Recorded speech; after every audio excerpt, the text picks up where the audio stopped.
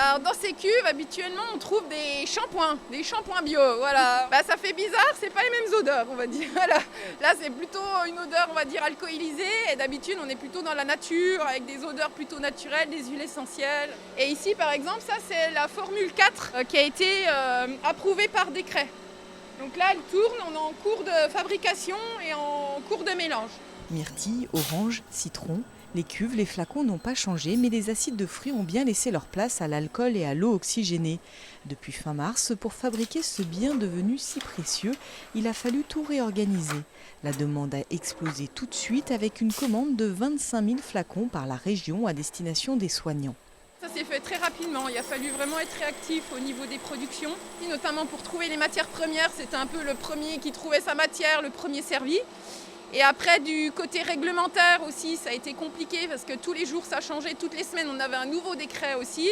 Donc réglementairement, il a fallu s'adapter au niveau des étiquetages. Les étiquetages ont changé, mettre les pourcentages volumiques d'alcool. Donc ça aussi, ça peut être un frein au niveau des entreprises et au niveau de l'appro, au niveau du marché des gels hydroalcooliques. Près de 5 tonnes de gel et solutions sont fabriquées chaque semaine. Côté shampoing et soins, la production reprend petit à petit. L'export, notamment vers l'Asie, redémarre. La vente en ligne se poursuit et les stocks ne suffisent plus. Les produits hydroalcooliques représentent encore 70% de la production. Dès le départ de l'annonce du confinement, on s'est tout de suite senti un peu bête, comme beaucoup de gens, et on s'est dit qu'est-ce qu'on pourrait faire pour être utile. Nous fabriquons nos formulons et fabriquons en interne, ce qui nous différencie de beaucoup de nos concurrents qui, eux, souvent sous-traitent la fabrication à des spécialistes de fabrication. Nous, tout ça, c'est intégré chez nous, c'est fabriqué localement donc chez nous, et donc le fait, l'outil industriel pour fabriquer des shampoings, ce qui est une de nos grandes spécialités, par rapport à du gel hydroalcoolique, c'est finalement le même, c'est juste les composants qui changent. Le but premier, c'était de se sentir utile.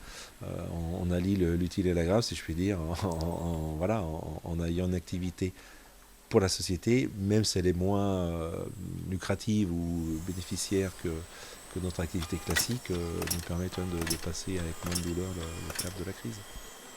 Pour le moment, les gels fabriqués ici sont vendus aux collectivités, hôtels et pharmacies. La demande reste très forte.